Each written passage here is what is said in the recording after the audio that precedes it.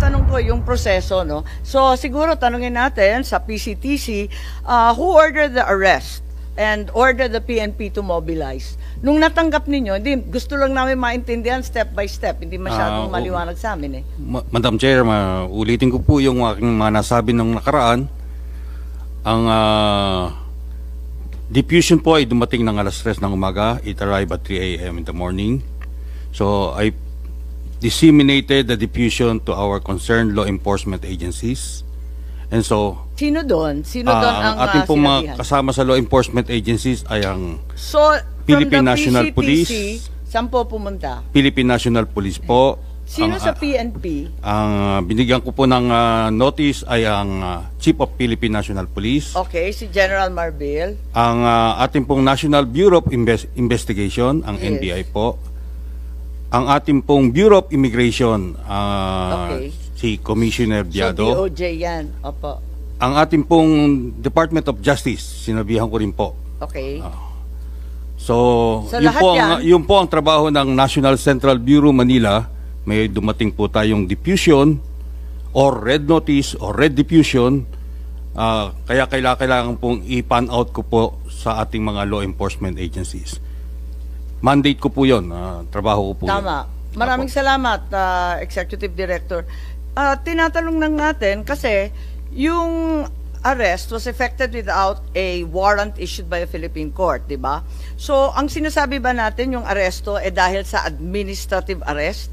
Kasi, yun nga, sa extradition, there's a warrant issued by a foreign court and there's still a need to go to the local court. So, surrender under 9851. Does it authorize an administrative arrest? Ang narinig lang natin, babalik talaga sa korteng lokal. Paano ba yun? Ano ba ang nangyari? Ano ho yan eh? Arrest Kasi ba yan? ito po kasi, it's a case of first impression. Ngayon lang po nasubukan o lumabas yung kahalagahan ng probisyon na Section 17 ng 9851. Wala ho tayong record dito na kung anong tama dati, anong tama ngayon, anong tama bukas. Ito po ay sumasanda lang sa paningin po na nagpapatupad ng batas. At sa aming pong paningin ay sinabi po sa batas, Section 17, pero maaari kong basahin. Kanya-kanyang paningin, kanya-kanyang Oho, interpretasyon. kasi iba ho ang Pwede ba interpretasyon naman ng... yun? Hindi, ang Senado po, ibang interpretasyon ng chairman, ng chairperson. Ang DOJ po, Hindi, si ibang Senator interpretasyon. Cayetano ang Iba rin po ang interpretasyon ni Justice Ascuna. At kaya nga ho, matatapos na ho ito pag nagsalita na po ang Korte Suprema. Hindi na ho talaga... Wala hong mananalo sa atin dito sa argumento kasi Korte Suprema lang po Hindi, ang nagpapaliwanag pwede magsabi. lang tayo. Inaalam Opo. ko lang. Kung Kasi ano talagang- ito case of first impression ma'am, Madam Chair. This is a case of first impression. Pero naiiba ang administrative arrest at saka yung tinatawag na judicial, di ba? With an ICC warrant, then sa extradition case, there's also a warrant issued by a foreign court, pero pinipilit pa rin na local court pa rin ang mag-e-enforce. Kaya hindi ko masyado naintindihan dahil pati yung Yusek Castro sabi, ang bayan daw, hindi daw tatanggapin si PRRD kahit palayain ng ICC. So, why would the Philippines recognize an ICC warrant if it doesn't recognize ICC jurisdiction? Ano ho Ano yan ba talaga yan? Yung warrant administrative over o the hindi? individual po yan, hindi naman sa estado natin Na it's a warrant issued against an individual, not against our state, not against the Philippine government. Wala naman nagsasabi na talagang against the state. Ang sinasabi ko lang, ang higpit din. Miski ng administrative arrest, alam natin yan. May bagong kaso, 2023, binanggit na Attorney Medina, Yuyuenle, na kaso sa immigration. Ang liwaliwanag, 8 ang guidelines. So, mabigat-bigat yan. Hindi naman na isatupad kasi babalik nga sa korteng lokal. So, nagtataka ako kung ano nga bang klaseng aresto to? Ang masasabi ko dito talaga, kasi nga, ito nga yung saklaw ng pinag-uusapan sa Korte Suprema. Kaya sa akin po, mas gugustuhin kong intayin ang magiging hatol ng Korte Suprema sa issue. Hindi ho natin, kahit magdamag po tayo rito, hindi ho magbabago ang paningin nyo at hindi ho magbabago ang paningin ko. Andito rin yung... Madam Chair, if I yes, Senator Bato, please. I just would like to remind the Secretary of Justice that we are not here to determine kung sinong tama, kayo ang tama, or kami ang tama. We are here para malaman yung katotohanan. Because somewhere along the way, alam namin may nagsisinungaling. Kaya gusto namin malaman kung anong tama. Ay, hindi po kami nagsasabi na tama kami. Tama si Justice Ascuna, tama po kayo. Yung katotohanan lang po ang ating kinukuha dito. So, Madam Chair, if I may, yung very clear man dito sa diffusion coming from ICC, sinabi dito, action to be taken, locate and arrest with a view to extradition. Assurances are given that extradition will be sought upon arrest of the person in conformity with national laws and or applicable bilateral and multilateral treaties. Kaya tanongin ko sana si SOJ or yung PNP, bakit sabi ni SOJ kanina na extradition daw cannot be initiated by us, it should be initiated by the requesting party, either ICC or Interpol. Am I correct, sir? Sila tama dapat. po. Dapat ho, ICC. ICC po dapat. Okay. So bakit Yun po yung sa extradition. Pero Yeah. surrender po sa atin po yun. Kaya nga, bakit wala man sinabi dito surrender? Extradition lang. Kaya nga, bakit hindi natin hinintay? Yeah, with a view to extradition, bakit hindi natin hinintay yung ICC na mag-initiate ng extradition laban kay Pangulong Duterte? Bakit binyahin na kagad natin doon sa Interpol? Wala Kasi- man sinabi dito na kailangan natin i-surrender. Ang extradition po na nasasabi po sa Section 17 ay merong pong treaty sa extradition, sa extraditing state. Kung ano ho, halimbawa, ang ICC tsaka ang Pilipinas, kung tayo po member ng ICC, kailangan po ng judicial proceedings. Hindi na po tayo member ng ICC eh. Kasi kung member po tayo ng ICC, nakakatulong sana kay President Duterte na hindi po siya ililipad. Siya po yung mismo nag-atras ng ating membership eh. Kaya nga Kasi yung po yung malinaw po ako na may treaty po na kinakailangan para ho magkaroon ng extradition. Wala pong treaty eh. Kasi nga nag-withdraw na tayo sa ICC. Kasi di ba ho treaty yung dati, sapagkat ang Senado po nag-concur. Nag-concur po sila sa treaty. But unilaterally it was withdrawn by the President. Kaya po Pero ang sir, nangyari dyan, pero sir, ito, very clear man ito, sir. Ako hindi ako abogado, ikaw abogado ka ha. Pero ako, I just don't want to be emotional about everything. Gusto ko lang talagang para malaman natin itong totoo dito. Ito, very clear na hindi naman na hinihingi ang surrender. Ang hinihingi lang nila is extradition with a view to extradition. yung nga ho, So, sana extradition will fail, sir. Extradition will fail because wala ho kung ako tatanungin nyo ngayon, kasi nga wala nga tayong treaty. So kung Ayun, will kasi fail, pursuant po ayun, eh. will fail, illegal bakit pa to? natin sinurinder si Pangulong Tsaka Duterte? yung extradition po nakalagay sa batas, state party po ang isa pong tinitingnan natin. Bansa po ang sinasabi sa Section 17. Kung yung Sir, mga koma nga, Sir, mga koma, nanggagaling ito sa ICC, itong papel ito. pero yung sa Section Galing. 17 nga, yung ating batas nga, sinasabi nga, dahil sa mga koma na yan, ay ang mahalaga, state party po ang mag-a-apply ng extradition.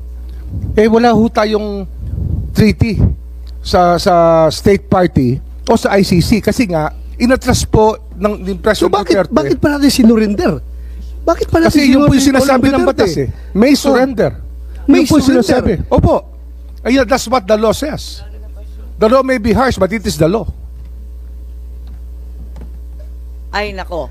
Very clear man ito, sir. Extradition lang ang Yun lang pinagawa. naman, Bakit tayo pinilit na surrender? Hindi man lang Extradition naghintay for a hinihingi ng request. ICC. Kung di ho tayo umatras sa ICC, kung di ho inatras ni President Duterte yung ating membership sa ICC, talagang extradition po So kung dyan. umatras na tayo sa ICC, bakit pa kailangan Nawala pa ho yung treaty Kailangan natin. pa natin i-surrender. Nawala Bakit ho yung agreement natin, sir. sir, kaya nga sir, bakit pa natin sinurinder? Kasi wala naman tayo, to start with, wala na tayong room statute na Yun po yung pagbabasihan option. dahil wala na tayong, hindi na tayo membro. Bakit pa natin sinurinder? Mr. Para sa Senator, purpose. Mr. Senator, yun po yung option na binibigay ng batas sa authorities, sa amin po, sa amin pong departamento at sa ating pong executive department. Malinaw po 'yon. Ang surrender po ay isang option na pwedeng gawin. Pero hindi yun ang hiningi ng Interpol. Maliwanag yun, hindi po ba? Hindi kasi Dahil hindi nandyan sa binabasa natin, doon sa diffusion order, with a view to extradition, di ba? At yun lang, hindi pa nga dumating yung request, wala pa rin yung assurance that extradition will be sought. Hindi nga ho pa All maaaring that, was indicated was with a view to extradition. Hindi So, ho nga under ang extradition sapagkat hindi nga tayo, Binuntagan na ninyo wala na lahat tayong ng treaty mga- with ICC eh. Nawala na nga yung ating membership. Kaya wala na hong extradition na route. Ang nangyari po, surrender route na lang po ang naiwan. Madam Chair. Kung di ho nag-withdraw si President Duterte, wala ho tayong naging problema. O kung wala na tayong treaty, locate and arrest with a view to extradition. Hindi mo magawa ang extradition dahil wala na tayong treaty, di ba? So hanggang arrest lang tayo. Bakit mo biniyahe? Pwede mo namang isurrender dito sa local courts natin. Ipakulong mo dito sa Pasay. So, ang maliwanag, bakit mo pa sinurrender? Yun po yung yun ang best judgment namin. Yun po ang tingin namin Hindi, ina-admit- na mabuti po Ay. sa ating bansa. Mabuti. Yun po yung aming paningin ang pinakamabuting gawin under the circumstances for our country. Yun po ang aming tingin, ang tama namin ginawa. para nakakabigla naman dahil sinasabi ninyo, wala na nga tayong ICC, di wala tayong obligasyon.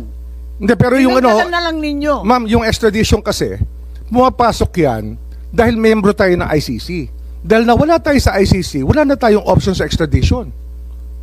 Kasi tayo mismo nag-withdraw nawala tayong treaty natin. Kaya sumugal tayo sa surrender. Kaya yun talaga yun ang naging Pero, best judgment namin. ang sugal na yon, hindi nagsasaad na may obligasyon ng Pilipinas. Walang obligasyon talaga. Hindi, ano ho ito ang obligasyon nito to the rest of humanity Wala na nga ang Yun nga ho yun extradition. Kasi Eh, di yung ano pa sinusunod po obligasyon? natin, yung ating international humanitarian law na 9851.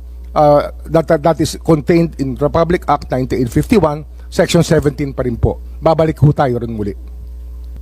Okay, punta naman tayo ulit sa Madam Chair, PCTC kung papayag ang mga senador. Yeah, Senator, just on that point. Cayetano. Yeah, let me start by agreeing with the Secretary of Justice na magdamag tayo dito, Oo naman. hindi mag-agree. But I want to make one point lang on that, and if we can agree on something. Wala po tayong duda that human rights are essential. Whether you think of from a spiritual point of view, we were made in God's image, DNA ng Panginoon, or whether you look at it from a humanistic point of view, na human rights is essential. Okay? Klaro yon. Having said that, klaro din na napopolitika at nawe-weaponize ang human rights. So when I was DFA Secretary, kaharap ko po mga ibang European Parliament, maganda usapan namin, pero pinipilit sa atin na abortion is a human right. Iba po yun sa ating konstitusyon, na from conception, we believe it's a human right, yung life ng bata. So my point, Secretary, ang urgency kasi dito, nagsasalita kasi yung ICC na may mga isusunod sila. So what's important for me is if they issue a warrant, we guarantee, I'm not sure if we'll agree here, but we guarantee the Filipinos that warrants will be issued against them, that they can go to court. Na hindi pagdating ng warrant, dadating and surrender them there. Kasi nga, if they're there na, moot in academic na, not in the sense that they can still get accountability, as the good justice said, kung may abuse of process, may mananagot dito.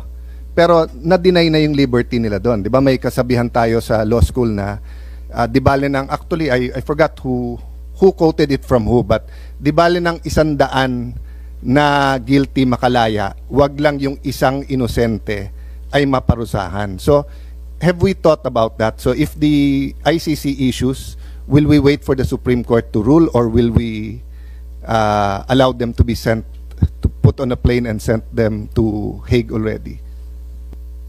That was the option that we had to consider in the executive department. And we believe that we acted in their best judgment I in meant- surrendering him to the ICC. Yeah, I meant Secretary after. So now that there's a pending before the Supreme Court, kung biglang mag-issue for 5 more Filipinos, sino man sila, will we allow those Filipinos to, if they're detained here in the Philippines, then go to the Supreme Court? Or will we put them on a plane and send them to Hague, considering that the Supreme Court is now looking into this legal issue? Yun nga ho kasi nga kaya hindi ko lang hong kasi iniiwasan po namin sabihin yung sub judice Kasi nga napakahalaga po ng maging judgment ng Supreme Court. Kasi alam ko po diyan, pag sa ganitong sitwasyon, case of first impression, baka sakali magbigay sila ng guidelines kung ano po ang dapat gawin ng Executive Department. Pero ito po, it is in our best judgment that this is the best thing to do. Kaya ginawa po namin. I'm talking about, Secretary, after President Duterte. I don't know if you can answer it by yourself or it's the cabinet as a whole, but I would honestly ask you to look at it. I mean, sincerely ask you to look at it and kung pwede, kung mag-issue ulit yung ICC, allow them to go to court before we send them. So I'm talking about after Duterte. Kasi even in your statements naman before this, you have an option, diba? So I'm just saying safer option yung before Philippine courts kasi pag nandun na, wala nang rewind diba? So let's say you have 3 generals, ex-generals, etc. sent na there. Wala na silang remedy dito So yun lang naman point ko yung after President Duterte. Before this, of course, if the Supreme Court decides on point, then may guidance na tayong lahat. But while it's pending, it might be safer, no, to allow the Filipinos to seek redress here. Mahirap pong mag-commit. Ayoko hong magsinungaling. Mahirap pong Yes, mag-commit. I understand. Pero Please ang consider mahalaga lang. po, sabi ko nga, kaya nga ayoko sana magsalita tungkol dito. Yung last hearing po, iniiwasan po namin na magsalita. Kasi napakahalaga po ng gagawin ng Supreme Court dito. Sana po igalang din natin yung kanilang estado ngayon na kailangan po nilang desisyonan itong kasong ito. Ang dinidiin lang natin, tulad ng sinabi mo nung umpisa, na nangingibabaw sa lahat ang ating saligang batas. Kahit ano pang batas yan, kung ano man tratado yan, mangingibabaw lahat ng Bill of Rights, ang karapatang pantao, mangingibabaw sa lahat. Kaya nagugulanta lang kami na meron naman palang options bakit pinili yung labag sa batas? Yun ang pinagtatakahan namin. Babalik muna tayo sa PCTC at kung maaari, I'd like to be clarified on the role of the Special Envoy on Transnational Crime, currently occupied by Ambassador, apparently previously ASEC, tama ba yun? Secretary Remulla, with a very simple question, is the Constitution the supreme law over all other laws? Simple lang po. Yes, ma'am. So it is also supreme over all other treaties. Yes, ma'am. Kapag nagkaroon ng conflict sa Konstitusyon at yung Rome Statute, alin ang maghahari? The Constitution prevails. Kapag may pag-iiba sa saligang batas at yung RA 9851, alin ang mangingibabaw? Ang saligang batas po. Parati ang saligang batas, di po ba? Maliwanag Yes, ho yun. The President has been saying that the country was just complying with obligations and commitments to the Interpol in arresting and turning over the former President to the ICC. For the nth time, liwanagan na lang natin, a red notice from the Interpol is not a warrant of arrest. Is that correct? Perhaps the PCTC can help us here. Tama po kayo, Madam Chair. Ang red notice po ay hindi siya ang warrant of arrest. At ang pagka-alam ko, nung November 21, 2024, may nakita ako pero hindi ko na mahanap ngayon, biglang nawala sa ating website, sa DOJ website, isang legal opinion tungkol sa UAE na sinasaad na hindi maaring ang Pilipino ay hindi hayaan umuwi, ano? Maliwanag po 'yun. Kaya't nagtataka ako kung baka naman si Attorney Chan may kopya pa nun kasi ikaw raw yata yung author. November 21, ito tungkol sa UAE to. Walang kinalaman dito sa PRRD. Good afternoon, Madam Chair. I do not recall having issued a specific opinion on that date, Your Honor. Would you recall number 50? memo number 50. It's no longer in the website for some mysterious Opinion reason. number 50. Oo, if you could just look it up, we'd be very grateful, We'll and get we'd back like to you to on have a that copy. within the afternoon, Madam Sige, Chair. Attorney Chan, maraming salamat. Ngayon, yung tinatanong ng lahat, yung obligasyon sa ilalim ng isang treaty, ibig sabihin ba, ligtas na sa ating Bill of Rights, sa mga karapatan pantao? Ibig ko sabihin, kapag may obligasyon ng Pilipinas sa ICC, sa Interpol, do we still have to comply with the Bill of Rights that guarantees the rights to the accused and to the arrested? That's a given. Certainly, the Bill of Rights is there precisely to limit the powers of the government, and if the government can circumvent the Bill of Rights by just entering a treaty, then the rights guaranteed under Article 3 of the Constitution are no longer secure, hindi po ba? So, can compliance with the ICC obligations allow the government to disregard the Bill of Rights? Hindi po ba? Maliwanag po yun. At for the same reason na talaga ang nangingibabaw sa lahat ay yung ating konstitusyon. So kahit papano napilitan na maaresto at itangay ang dating Pangulo sa ICC dahil daw sa ilang obligasyon, pandaigdigan, kinakailangan talagang sumunod pa rin tayo sa ating saligang batas, lalo na yung Article 3. Talagang sagrado po yun, di po ba? Yes. Yes, ma'am. So, ang tanong namin at tanong ng lahat ng sambayanan, bakit ang pamahalaan, ang administrasyon, hindi muna kumuha ng court-issued warrant galing sa Pilipinas bago inaresto si Presidente Duterte?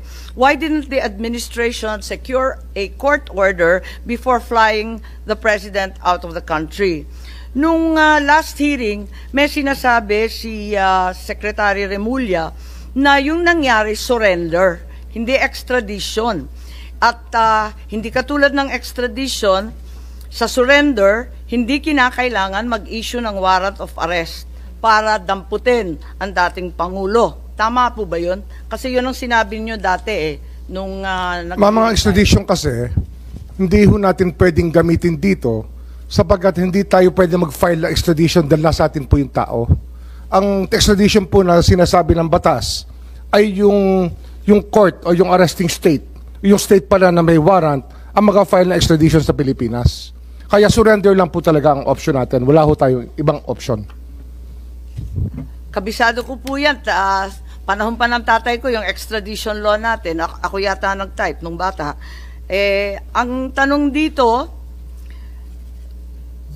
under surrender, there's no need for a Philippine court to issue a warrant. Ang sabi po ninyo, that's the stand of the government. Is that Opo, correct? iyan po yung aming stand. Does this not contravene the Bill of Rights that we've already agreed upon as being sacred and above all else, particularly the right of deprivation of liberty without due process, Yung due process the po right kasi, of liberty of abode? kasi ang due process po dito, yung sa issuing body, yung nag-issue po na warrant of arrest if they observe due process. Ang alam po natin, 7 taon pong inimbestigahan itong kasong to, nagbigay po ng notice to sa mga kinauukulan na maaari nilang kasuhan. At pinayagan sila sumagot. Alam ko po yan na binigyan sila ng notice, may mga tanong na binigay sa kanila, pinayagan po sila sumagot. Kung ayaw po nila sumagot, 7 it's taon our own ito look sa what. ibang bansa, hindi 7 taon dito sa Pilipinas. Opo, habang tayo po isaklaw ng ICC, Hindi pa rin saklaw yan sa ating batas. Hindi, Kasi ano ho? ayon sa ating batas, Hindi, habang tayo po ay saklaw ng ICC, binigyan na po ng due process yung mga tao. Madam Chair. Yes, can I interject? Senator De La Rosa, please. May I know from the good secretary, saan kayo nakakuha ng information na yan? Na yung mga Ganun ho kasi souvenirs ang- binigyan ng tanong, pinapasagot yung mga akusado. Saan po kayo nakakuha ng informasyon na yan? Tsaka sinusubukan po nilang kausapin. Yun po yung alam ko. Talagang I'm asking about yung sinabi mo kanina. natural po yan, nakalakaran, kasi kahit anong korte po, ay binibigyan ng pagkakataon na sumagot ang tao sa mga paratang sa kanya. I was not. Senator Bato, nakalista ka. Binigyan ka ba ng pagkakataon noong nakaraang 7 taon na sumagot sa anumang alegasyon? Meron nag-communicate sa opisina ko na gusto akong kausapin. So that's it. Hanggang doon lang. Siguro hindi Kinausap niyo ba ho? pa process. Kasi kung kinausap niyo, marahil ay sinabi na sa inyo yung nais na sabihin. Bakit ko kausapin? Sinabi mo na nga na hindi niyo recognize yung jurisdiction ng ICC. Kayo mismo, from DOJ. Ilang bisis mo sinasabi noon, Madam Chair, na hindi na recognize. Ako pa, i-recognize ko na ako mismo ang kinakasuhan? Meron kayo na mo nga, kasing- gobyerno na kayo. Kayo na nagsasabi na hindi nyo na-recognize. Bakit ako pa mag-recognize? Meron po kasing residual powers ang ICC eh. Yung po Sabi yung ninyo, 1 taon lang yung residual power. Oho, So, pero bakit 2019 to 2020, yung buong ano ho, bilang yung yun? buong panahon na dumaan mula 2011 hanggang 2018, ito po ay panahon na meron pong jurisdiction ng ICC sa ating bansa, sa ating mga citizen. Ngunit katapos nun, nawala na ho yung itong, hindi na ho natin maaring kilalanin sapagkat umatras po tayo sa pamagitan sa ICC nung inatras po ni President Duterte noong 2017 na naging effective lamang noong 2018. Madam Chair, if I may. Yes, Senator Bato.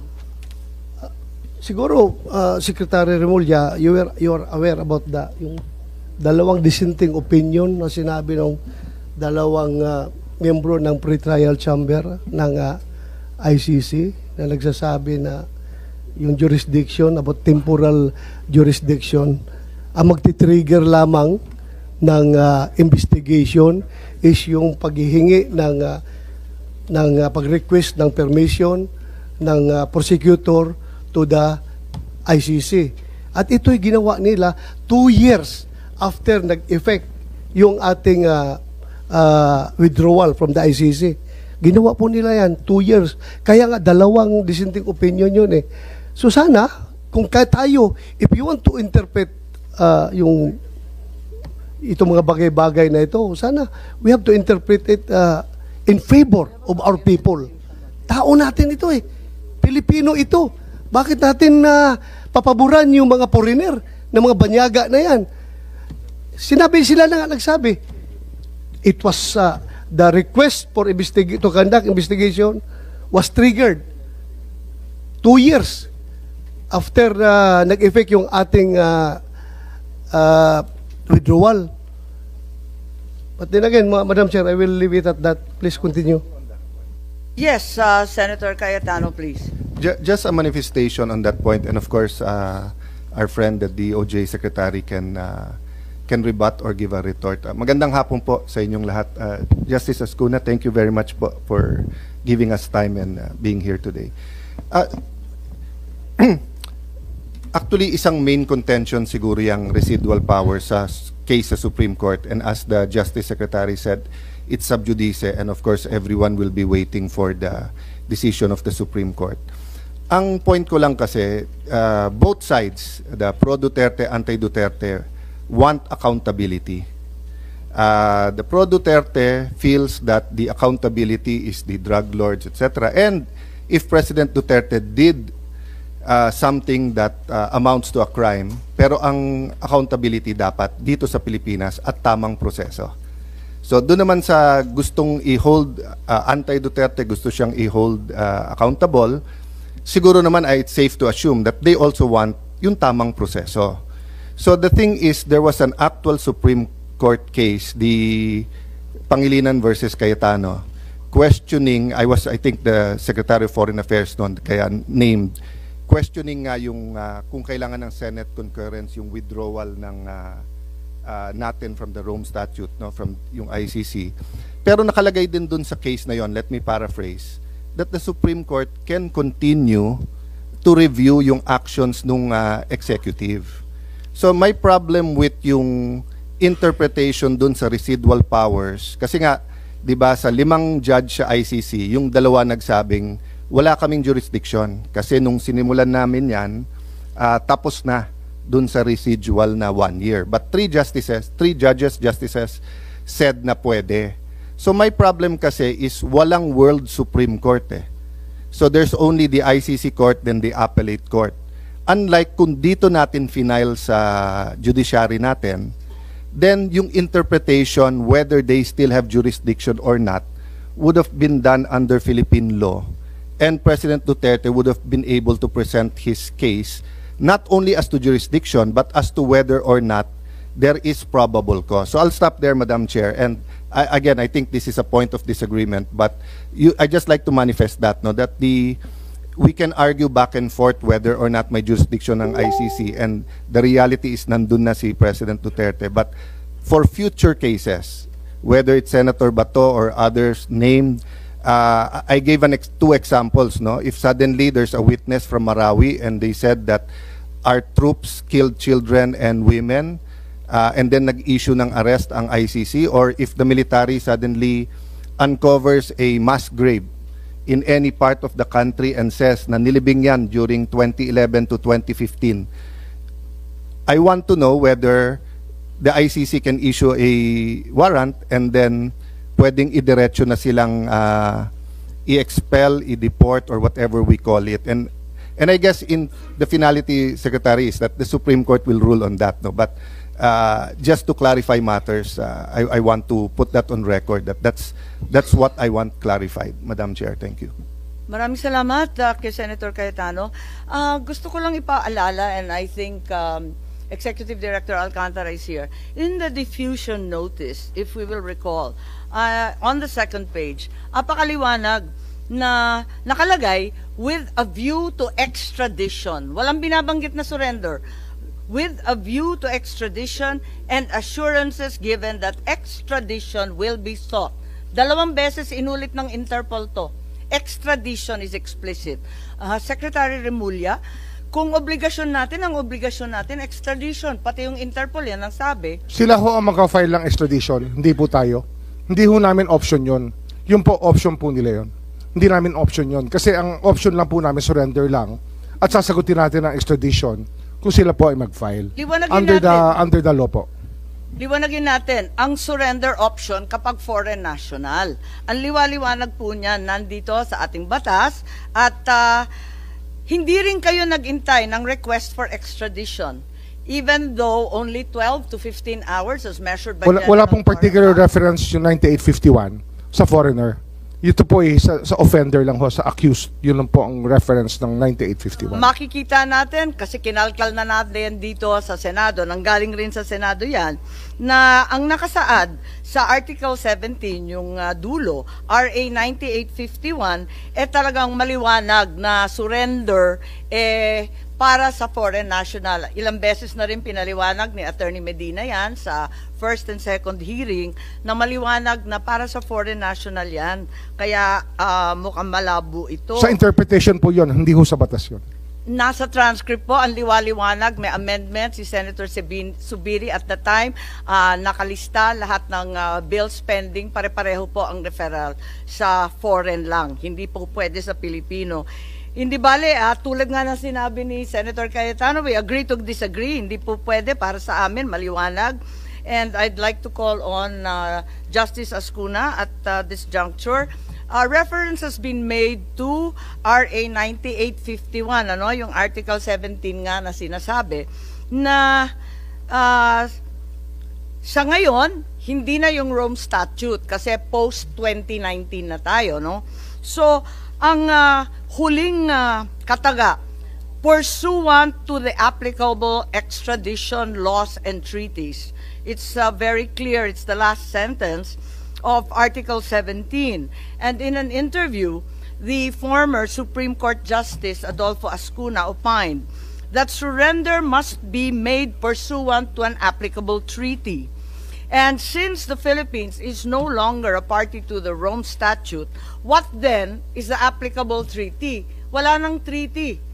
Dahil ang ini-invoke nga yung Rome Statute, wala na ngayon. Siguro si Justice Ascuna mas mahusay magpaliwanag. Thank you very much, Madam Chair. Regarding the applicable provisions,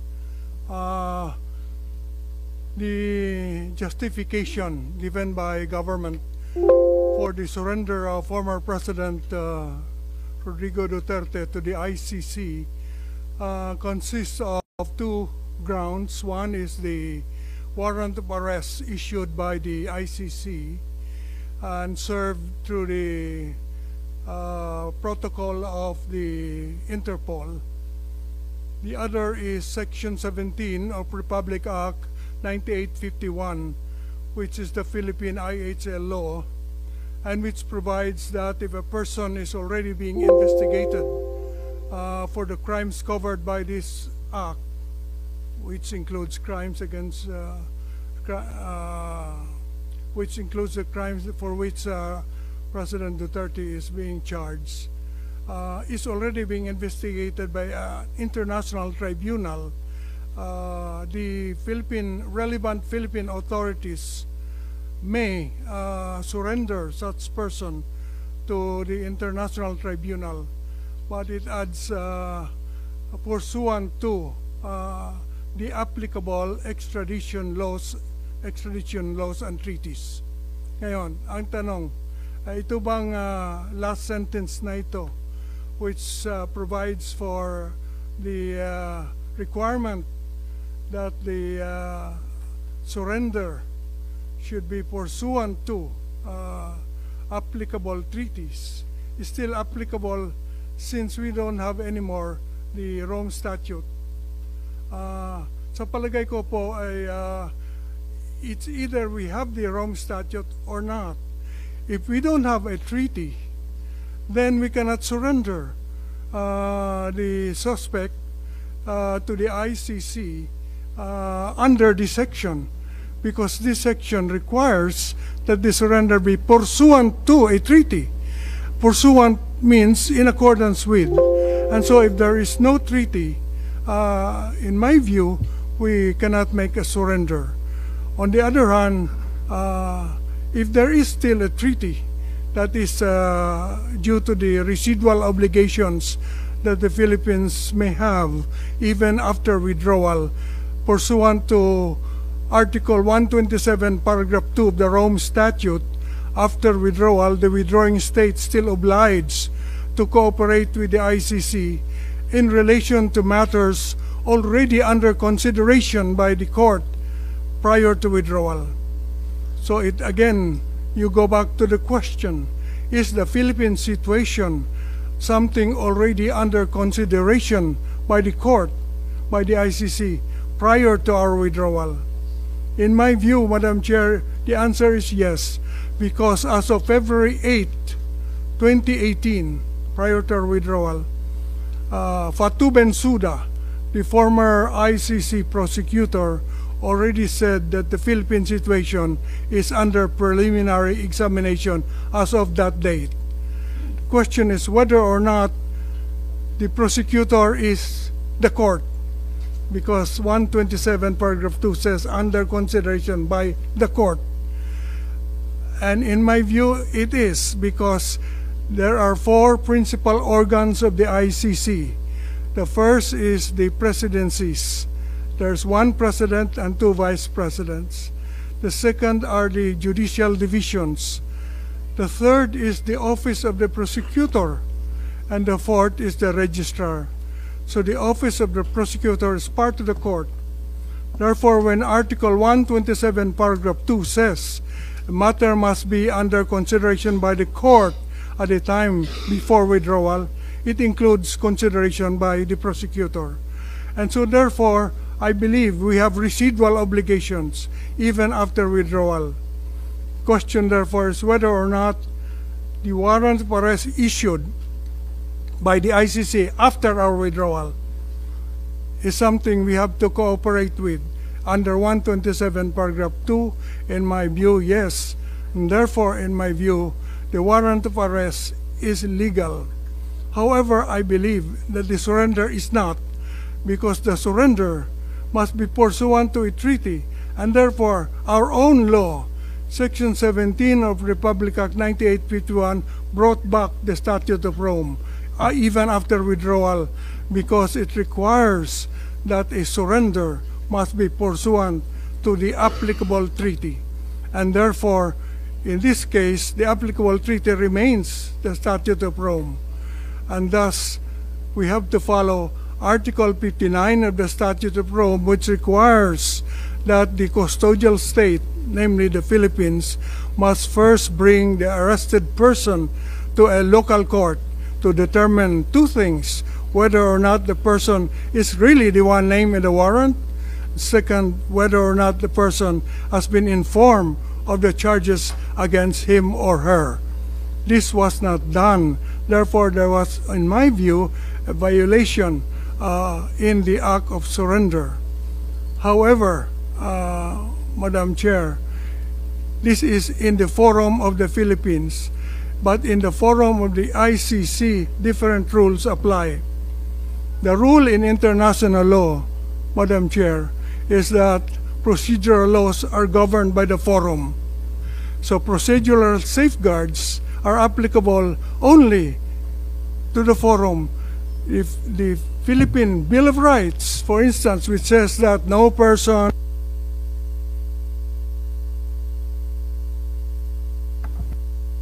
however, criminal proceedings before the ICC is governed by their own procedure. This is in accordance with private international law, that procedures governed by Lex Fori, the law of the forum. And therefore, we go to the procedure in the ICC. In the ICC, I believe they follow what is called mali coptus beni detentus, meaning that even if the arrest is illegal, the detention can be legal. It does not automatically mean that if the arrest was illegal, the person arrested must be released. They will balance, it's a balancing act. They will balance the illegality of the arrest with the need to prosecute someone for very serious offenses under international law. And in their view, the balance weighs in favor of prosecution. They will prosecute, notwithstanding the violation of the procedure in the arrest and in the surrender, I mean. Therefore, it depends on whether you're talking about Philippine Forum or the ICC. The ICC, I believe, will follow their own procedure, whereas in the Philippines, as it is now pending in the Philippine Supreme Court, in my view, there is a violation and there will be consequences for that violation. Thank you, Madam Chair. Thank you very much, Justice Ascuna. As usual, we received a very exhaustive opinion, and I'm certain that we will be guided by the same. I think Senator Cayetano would like to respond. May I take advantage of the knowledge, wisdom, experience of Justice Ascuna, not only as a former Supreme Court justice, a recognized legal luminary, but as a member of the Constitutional Commission. Sir, can I take a step back? When the Constitutional Commission discussed the Bill of Rights, and in Section 2, the rights of the people to be secure in their persons, houses, papers, effects, against unreasonable searches and seizures of whatever nature and for any purpose shall be inviolable, and no search warrant or warrant arrest shall issue except upon 1, probable cause, 2, be determined personally by the judge after examination under oath of affirmation of the complainant and the witnesses he may produce, and particularly describing the place to be searched and the person or things to be seized. Am I correct, sir, that this was also a reaction to a period in the martial law where there were different kinds of warrant of arrest? Diba yung, I don't know the name of all of them, but ASO, so there were arrest warrants from many sources, including the military. So the commission, in its actions as representing the Filipino people, so fit. At least ito po yung tinuro sa amin sa Ateneo Law, that ang pinaghugutan nito, to be sure that if someone is arrested and it's not on a whim, it's not politicizing whatever, we will make sure by 1, judge lang ang pwede sa Pilipinas ang mag-issue ng warrant. Of course, the Supreme Court has already said may exception like the Bureau of Immigration just for the foreigners. But in general po, it has to be a judge. He can only issue it upon personally determining that there is probable cause after examination under oath of the complainant. Am I generally correct, Mr. Justice? That is correct, Mr. Senator. Yeah. So that is why in our 14 treaties for extradition with other countries, pare-pareho yung procedure that after the DFA receives the request for extradition, pupunta muna to sa isa nating judge. Para yung judge pa rin ang titingin. Am I correct? Am I wrong? SOJ, tama, no? So that the judge can double check and then he will be the one to either confirm or verify or issue the warrant of arrest. Then yun ang isa-serve ng local police. That's my understanding. That is correct, Mr. Senator. The need for a judge to be the one issuing the order in cases of warrant of arrest and even search warrant is enshrined in our Constitution, because there were previous occasions prior to our adoption of our Constitution where instead of a judge, it just says an authorized officer. So it has to be a judge. In the case, however, of the ICC, the warrant of arrest was also issued by a judge. In fact, 3 judges issued the warrant of arrest under the ICC. Question is whether or not that warrant of arrest can be executed in the Philippines by Philippine authorities. And that is, I think, pending the Supreme Court now. There are pros and cons on that, but one issue there is whether or not the 3 judges, pretrial chamber of the ICC, acted on probable cause or merely on sufficiency of evidence. Yes. But as I said, the provision on probable cause and the judges issuing the warrant are procedural safeguards that are good only for the forum and not applicable abroad. That is the limitation. Our Constitution does not extend beyond our territory. Thank you. Point I was going to, sir, is really the legal remedy of a Filipino citizen to run to our judiciary, which I asked Attorney Alexis Medina and go to him later. But my point, I think you already read my mind, Mr. Justice, and because you were saying we are not sure whether the judges or justices of the ICC went into probable cause or sufficiency, because we are also not sure if they issued the warrant based on a personal determination of the witnesses or complainants under oath. We do not know whether these are media reports or whether their prosecutors came here and interviewed them, no? So ang point ko, Mr. Justice, if I was being arrested and I'm not sure, I should be able to go to Philippine courts. Sa extradition treaty, sir, judge din naman judge ng US, judge ng UK ang nag-i-issue nito, no? And I checked with the ICC versus the other countries that signed with them. For example, the United Kingdom, no? It is the appropriate judicial officer who will issue the warrant of arrest of the UK. So from ICC, ido-double check pa rin ng ano. Ganon din po sa Canada. The Attorney General will apply ex parte for a provisional arrest before a judge. So it's not the fiscals, it's not the Prosecutor General. The Prosecutor General's job there is to bring it before a judge. Ganon din po sa South Korea, ganon din po sa Argentina, ganon din sa Paraguay at South Africa.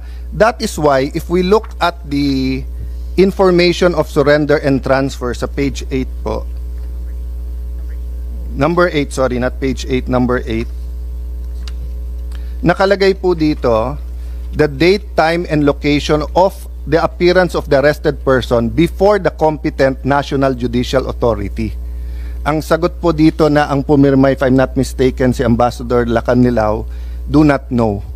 So he did not know when he surrendered the former president whether they were brought before a judicial entity. So yun po yung main issue ko, Justice, na ang pagkaintindi ko, kung meron pong dispute sa interpretation ng batas or even sa issue of application of the law to certain facts, a Filipino citizen at any time can run to a Philippine court. But in this case kasi, he was denied the opportunity to run before a Philippine court because he was put on a plane and sent there, no?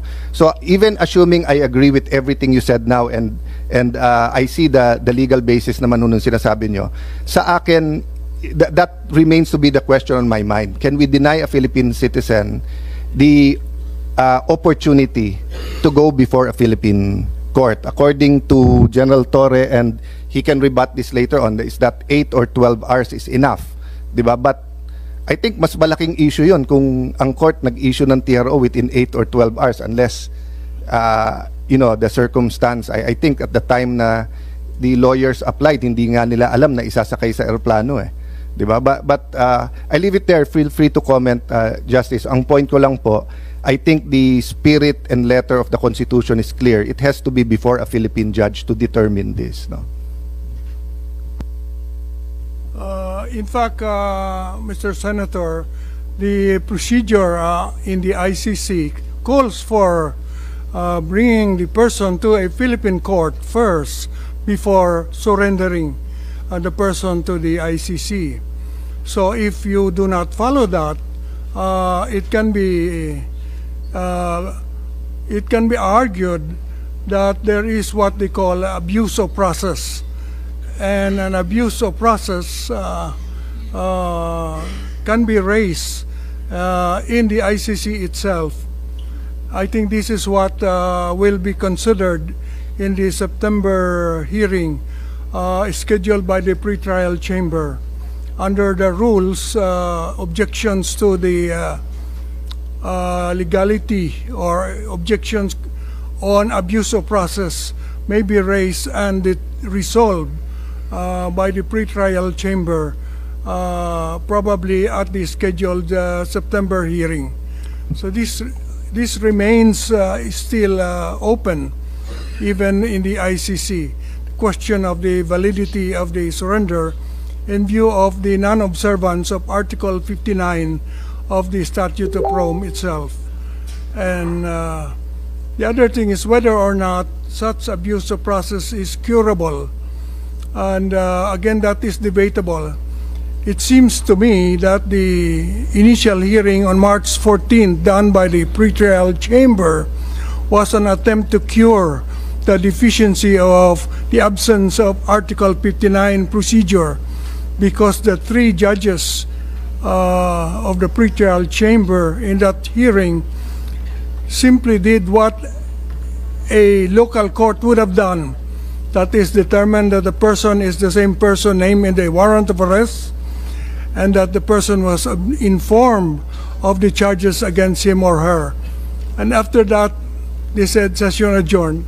So they merely supplied the defect that the absence of the custodial state's local court created.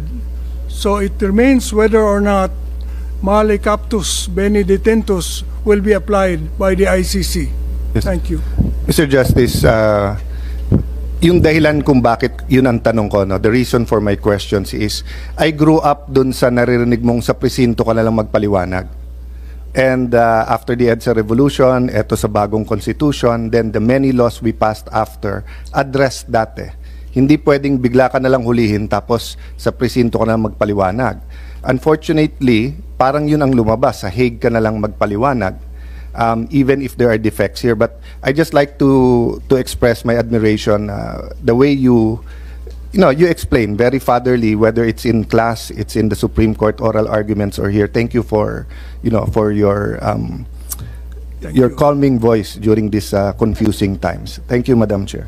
Huling hirit po, Justice, may binanggit kayo ng mga violations locally and such violations would inevitably incur consequences. What possible violations are there to local law and our Constitution? The possible violation, Madam Chair, consists in the surrender without passing through the court, what we call extrajudicial rendition. That issue will have to be resolved by the Supreme Court, whether or not an extrajudicial rendition is valid in the Philippines in view of our Constitution. And the other issue is whether or not there is a comma that separates international tribunal from another country. In other words, whether or not the Colatilia, subject or pursuant to the applicable extradition laws and treaties, refers only to extradition and does not refer to rendition because of comma. I look at the text of Republic Act 9851, Madam Chair. Section 17 does not have a single comma. It has two commas. And the two commas are parenthetical commas. They are not separating commas. They are parenthetical because they merely enclose the words "if any." So it says that the Philippine authorities may surrender the suspect to the International Tribunal, comma, if any, comma, or to another country pursuant to the applicable laws, extradition laws and treaties. So the commas really refer only to if any. It is not meant to separate the provision that requires a treaty from surrender to an international court, in my view. So it's not a single comma. Dalawa pong comma yan. Ang function ng dalawang comma in grammar is like a parenthesis. If any, because the words if any. So to me, the violation is not doing the rendition pursuant to the applicable treaty. The applicable treaty is the Rome Statute. It is brought back into application by our own Section 17 if you do a rendition.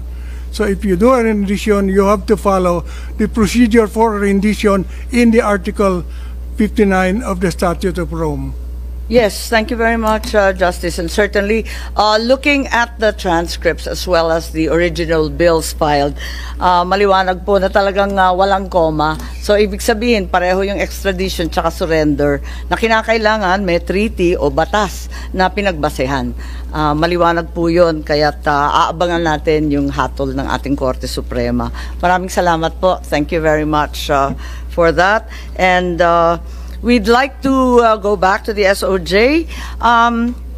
There's still a high level of confusion. Ano nga ba talaga ang sinasabi ng DOJ, RA 9851, sabi ng Pangulo, commitments to Interpol. Alin na nga ba talaga?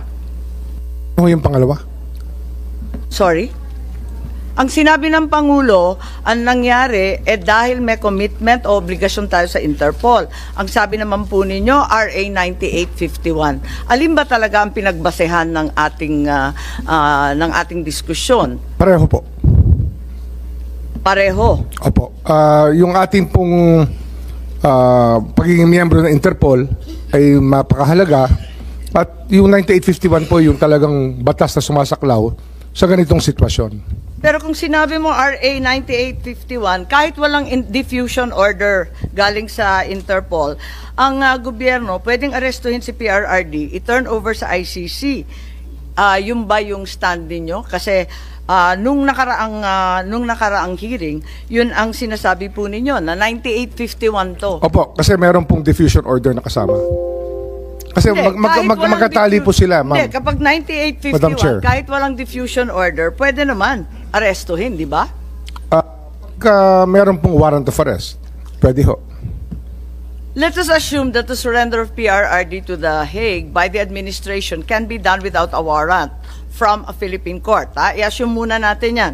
before the administration can surrender him to the ICC, they actually have to arrest him first. So, itatanong ko, sino nag-aresto talaga kay Presidente Duterte?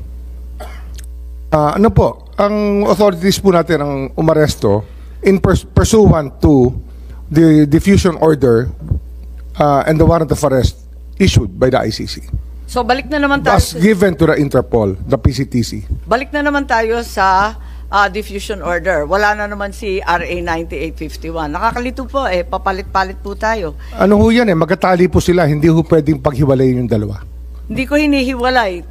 Tinatanong ko lang kung alin ba talaga. Kasi magulo yun. Ang dami-dami ninyong pinagbabasehan. Kaya nga dito ho kasi hindi tayo matatapos sa pangungusap dito sapagkat ang talagang pwede hong magsabi sa atin ng tama ay ang Korte Suprema. At kaya nga kahit na ayaw po natin sabihin, pero ito po talaga ang pinag-uusapan dito po sa mga petisyon na final ng pamilya ni former President Duterte sa Korte Suprema.